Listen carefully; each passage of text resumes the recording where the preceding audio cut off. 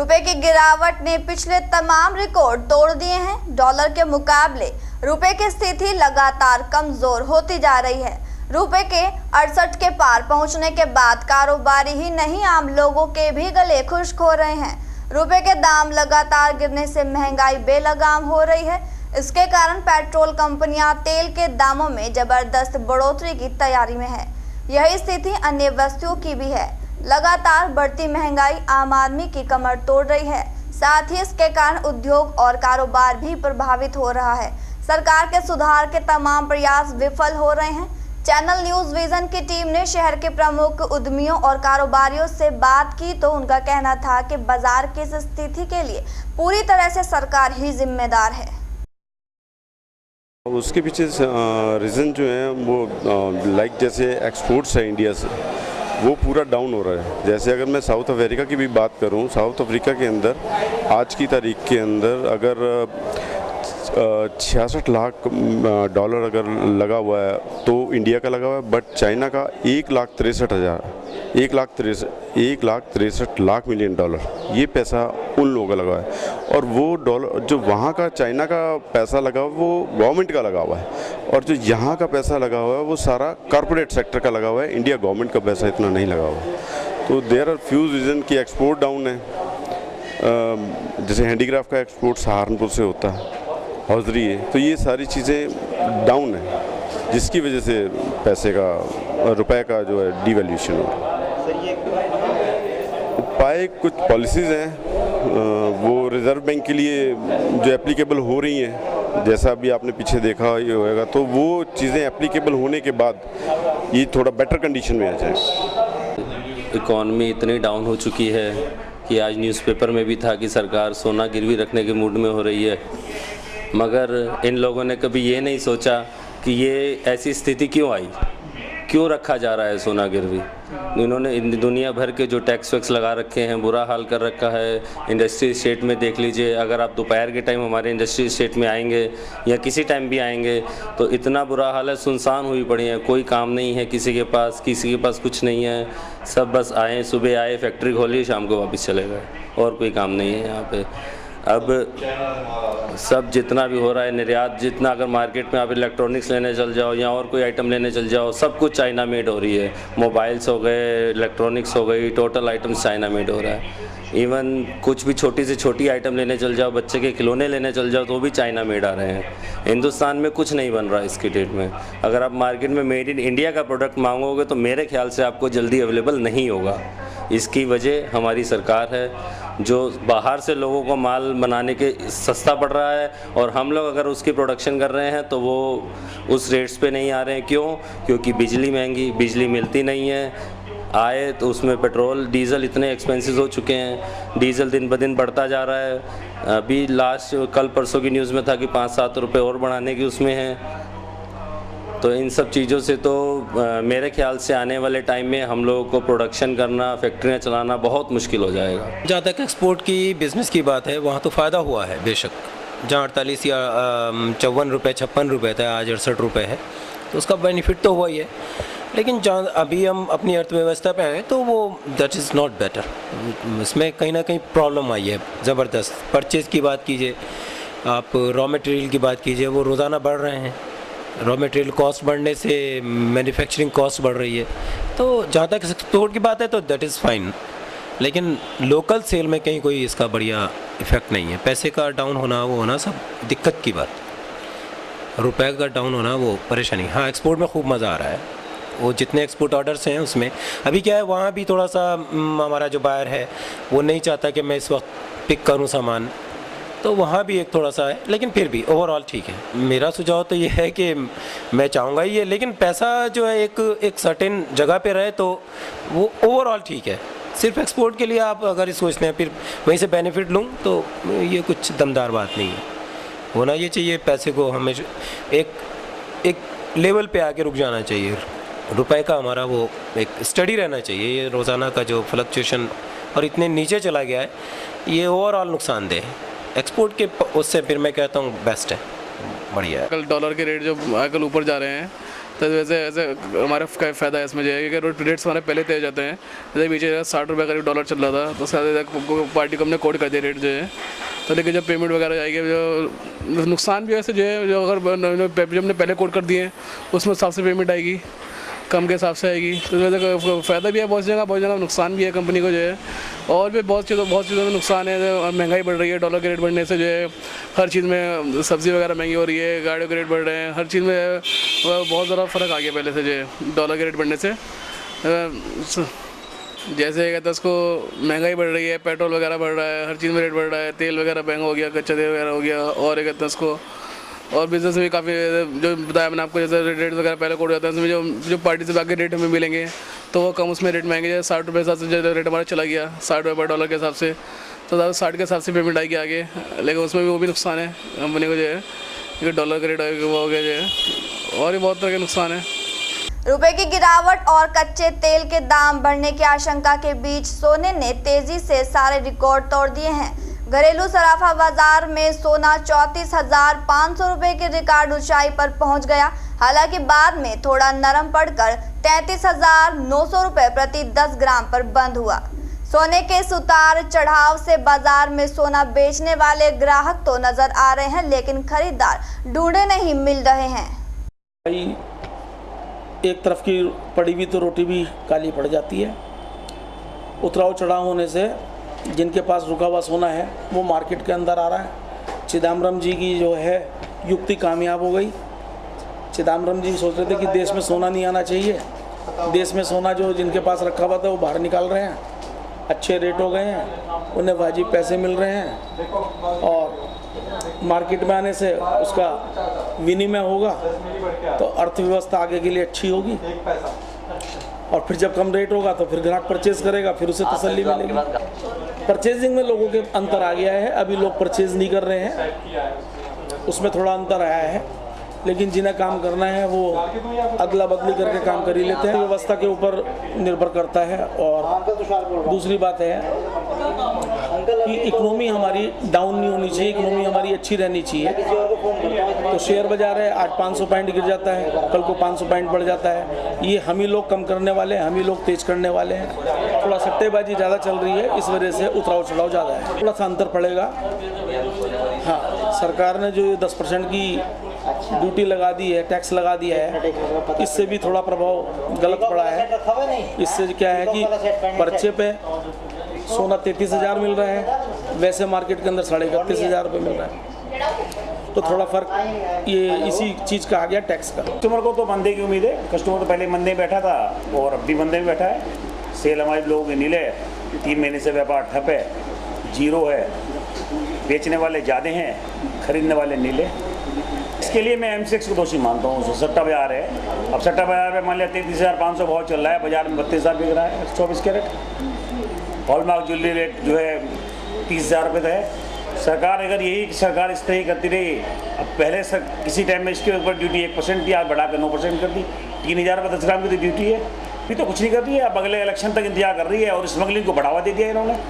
पहले 1% ड्यूटी थी, टैक्स लगता था 300 रुपये 10 ग्राम, अब जो है 3,000 रुपये 10 ग्राम लगता है। स्मगलिंग को बढ़ावा दे दिया है और सेल ठप होगी है। खुला व्यापार करने दे, जैसे पहले व्यापार करने की हमको मोहलत दे रखी थी, ऐसे व्यापार करने की मोहलत दे। गलत, 100% गलत है। सट्टा बाजार के बारे में बता दूं मैं आपको, सबसे बड़ी बात इसमें कि जो कभी इतिहास में नहीं हुआ, MCX से पहले गोल्ड 300-400 रुपये ऊपर मिलता था। आज की तारीख में MCX से 1,500 से 2,000 रुपये नीचे है और उसके बावजूद भी बेचने वाले ज़्यादा हैं। 2 से 2,500 रुपये मंदा देने वाले भी दुकान पे भी आते हैं। बेचने वालों की संख्या ज़्यादा है, लेने वालों की संख्या 0 है। सोने के बढ़ने और घटने से उतार चढ़ाव में इतना फर्क पड़ चुका है कि ग्राहक मार्केट से बिल्कुल गायब हो गया है। ग्राहक खुद ही नहीं डिसाइड कर पा रहा है कि हमें सोना खरीदना चाहिए कि बेचना चाहिए। इस समय सोने में सिर्फ और सिर्फ सट्टेबाजी का ही महत्व रह गया है, अदरवाइज कोई कैलकुलेशन, कोई डिफरेंस, कोई कुछ वर्कआउट नहीं कर रहा। भारत की इकोनॉमी के बारे में ना ही पूछे तो अच्छा है, क्योंकि इकोनॉमी तो अब कहीं स्टैंड ही नहीं कर रही है। रोज़ जिस करेंसी का गिरावट इतनी ज़्यादा है, जो पिछले रिकॉर्ड स्तर से भी ज़्यादा नीचे जा चुका है। डॉलर आप खुद ही देख रहे हैं 20% की गिरावट है, तो उसकी वजह से महंगाई भत्ता, और अब देखिएगा आप तेल का असर पड़ेगा तो कितनी महंगाई बढ़ जाएगी, इसका कोई भी अंदाज़ा लगाना बहुत मुश्किल है। सरकार की नीतियाँ जो सरकार के इतने होशियार लोग बैठे हैं जो कहते हैं कि हम लोग सब देख रहे हैं, कर रहे हैं, लेकिन उनका कोई भी जो मेजरमेंट है कोई भी सक्सेसफुल नहीं है और सिर्फ महंगाई बढ़ रही है देश में और कुछ भी नहीं बढ़ रहा है। बात यह है कि रुपए के दाम जो घटे हैं और सोने का रेट बढ़ा है, इससे बाजार में जो ग्राहक थोड़ा बहुत था भी वो भी गायब हो गया, है ही नहीं मार्केट में काम। इसका तो जो है रुपया और डाउन चला जाएगा, सोना और तेज़ हो जाएगा, तो बिल्कुल ही रेट काम ठप हो जाएगा। शायद और क्या है उसका कारण, यही भी मंदी का ये थे, सोने में तेज़ी का, रुपए की गिरावट का, यही कारण है उसका। पीछे से तो गोल्ड जब ले कोई, अव्वल तो हम इस काम को करते नहीं, पीछे से गोल्ड नहीं आ रहा, क्या करे कोई लागे, जबकि ना तो यहाँ लिवाल है कोई। जब लिवाल नहीं है तो गोल्ड पीछे से कौन लाएगा, क्या करेगा। तो जो मार्केट घटी है या रुपए की हालत सही हो तो काम सही चले। प्रमुख अर्थशास्त्रियों का कहना है कि देश की अर्थव्यवस्था आज जिस दौर में पहुंच गई है उसके कारण केंद्र सरकार की नीतियों का फेल होना है। सरकार नीति तो बना देती है लेकिन सही ढंग से उसका क्रियान्वयन नहीं करा पाती। इस समय चाइना का जो माल भारत में आ रहा है उससे भारी धांधली हो रही है। इसमें बड़ी महत्वपूर्ण बात यह है कि जो भारतीय अर्थव्यवस्था है वो बिल्कुल इस समय चरमरा गई है और उसके पीछे मूलभूत कारण ये है कि सरकार की जो नीतियां हैं वो विफल हो रही हैं। और विफलता के पीछे क्या है कि अगर गवर्नमेंट सिर्फ नीतियां बना दे, नीतियां बनाना और नीतियों का क्रियान्वयन करना दोनों में बहुत अंतर है।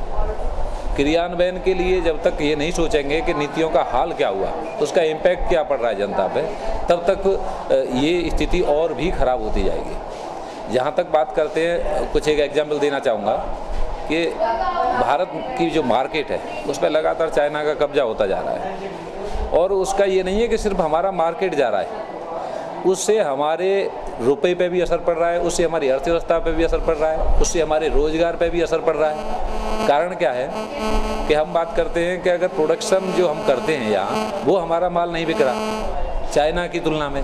चाइना का माल बिक रहा, चाइना का जब माल बिकेगा तो रोजगार के जो साधन सृजित होंगे वो चाइना में होंगे, इंडिया में नहीं होने के।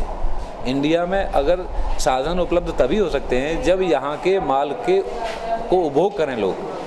अगर इंडिया में चाइना का माल उपभोग हो रहा है तो उससे चाइना के लोगों को रोजगार मिल रहा है। एक महत्वपूर्ण बात तो ये है कि रोजगार के साधन कम हो रहे हैं।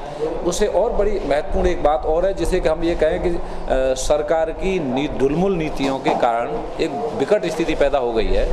वो क्या है कि उन्होंने एक तरह की कूटनीतिक या एक तरह से कहें कि चोरी करने की एक प्रवृत्ति, जो भारतीय बहुत सारे ऐसे लोग हैं जो व्यवसायी वर्ग हैं जिन्हें अपने लाभ से आगे न कोई देश हित की बात सोचते हैं, न वो किसी समाज की बात सोचते हैं।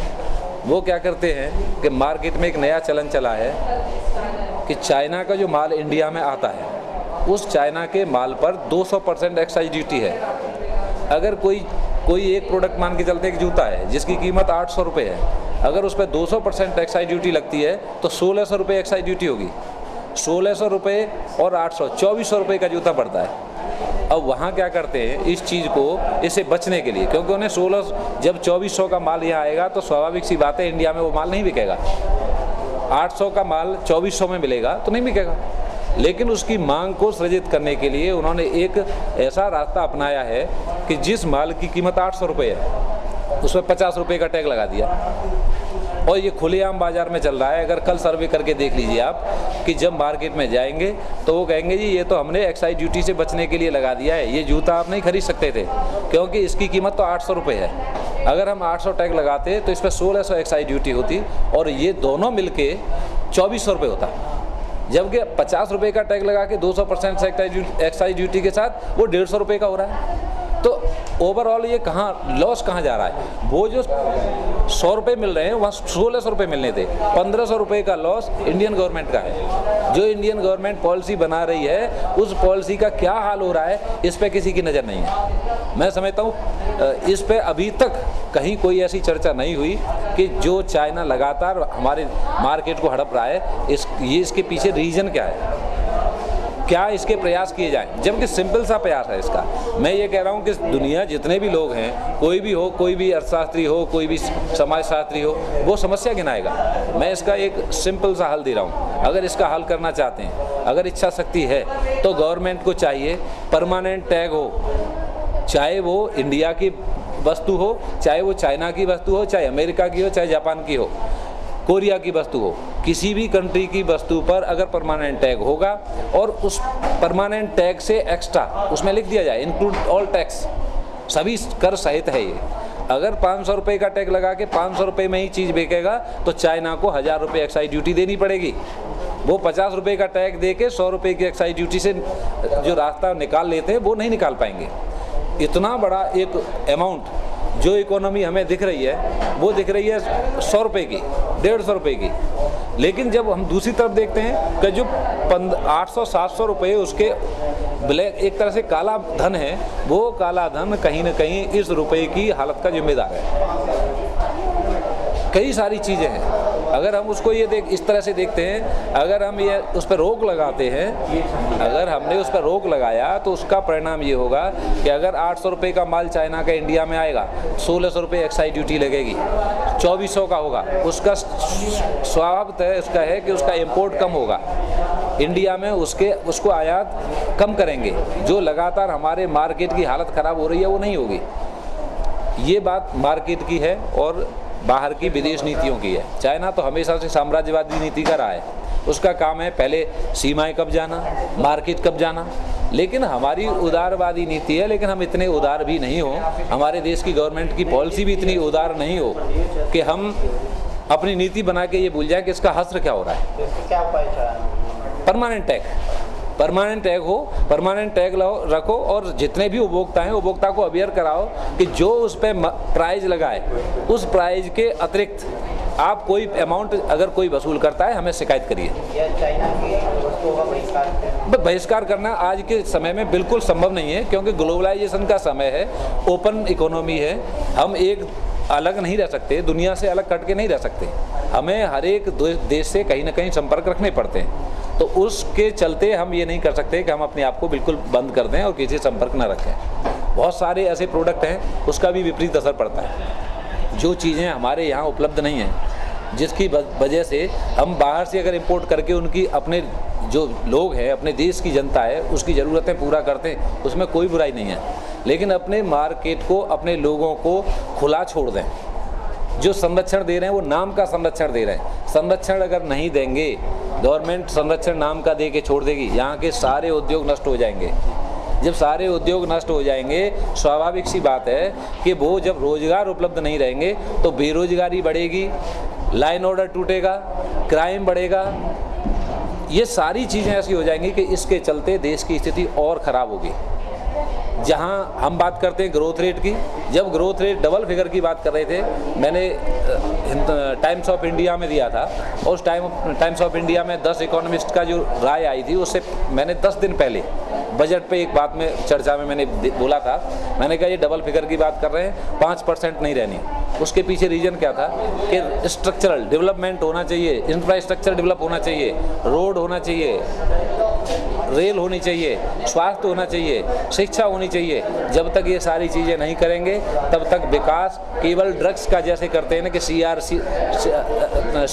CRR घटा दिया, रेपो, रिवर्स रेपो, ये सिर्फ ड्रग्स का काम करते हैं। कम समय के लिए ही अर्थव्यवस्था को संतुलित कर सकते हैं। लॉन्ग टर्म के लिए अगर हमें अर्थव्यवस्था को संभालना है तो हमें कहीं ना कहीं परमानेंट इलाज करने पड़ेंगे, और वो बिना स्ट्रक्चरल डेवलपमेंट के, बिना इंफ्रास्ट्रक्चर डेवलप करने के संभव नहीं है। की रेट लगातार घटती जा रही है, इसका निश्चित रूप से अर्थव्यवस्था पर बुरा प्रभाव पड़ रहा है, और हालांकि पहले भी इस तरह हुआ है, ये रुपए की रेट घटती रही है समय समय पर, लेकिन जो इस सीमा तक घट गई है इसका निश्चित रूप से अर्थव्यवस्था पर बहुत ही ज़्यादा बुरा प्रभाव पड़ेगा।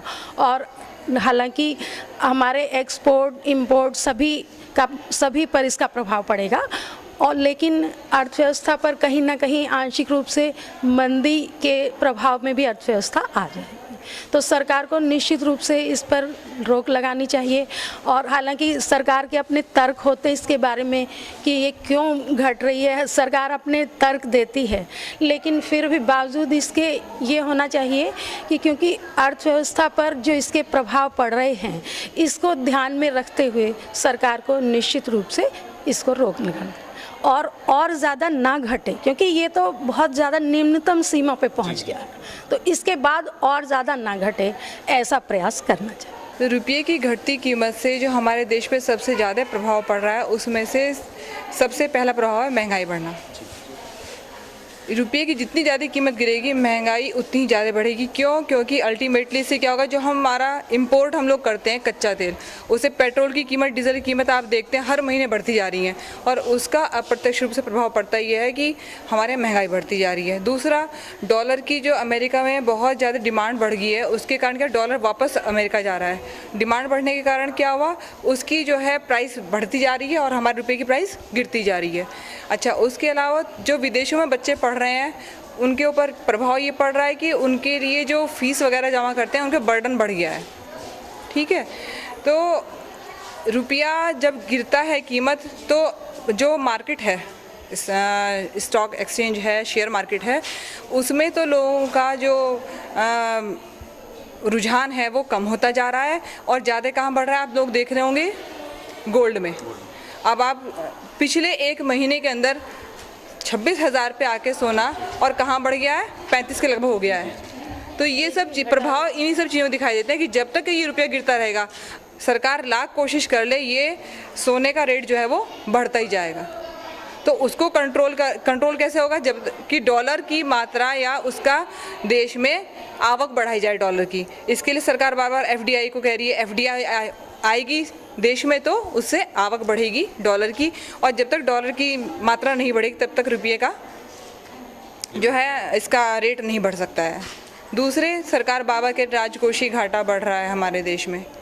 ठीक है, और ये राजकोषीय घाटा बढ़ने का बहुत सारे कारण होते हैं, उसमें से अब एक कारण बहुत सारे नेता क्या कहते हैं, ये जो अब आया फूड सिक्योरिटी का, फूड सिक्योरिटी के कारण भी राजकोषीय घाटा बहुत ज़्यादा बढ़ेगा। क्यों? क्योंकि जो रेट मार्केट में है फसल का, जो समर्थन मूल्य है, उससे कहीं कम मूल्य पे गरीबों को दिया जाएगा। अब वो लोग क्या कहते हैं, गरीबों को हम कम रेट पे देंगे तो उनका भला होगा, लेकिन इसका अल्टीमेटली प्रभाव ये पड़ेगा कि राजकोषीय घाटा बहुत ज़्यादा बढ़ जाएगा। अब राजकोषीय घाटा जितना ज़्यादा बढ़ेगा, उसको पूरा करने के लिए विदेशों से कर्ज लिया जाएगा। जब रुपये का रेट गिरा हुआ है तो सोचिए कर्ज का हमारे पर बोझ और ज़्यादा बढ़ता चला जाएगा। तो इस तरह से देखिए कि ये एक चेन बन जाती है, और इस चैन को तोड़ने के लिए सरकार को ही कुछ महत्वपूर्ण कदम उठाने पड़ेंगे, तभी ये रुपये की कीमत गिरनी रुकेगी।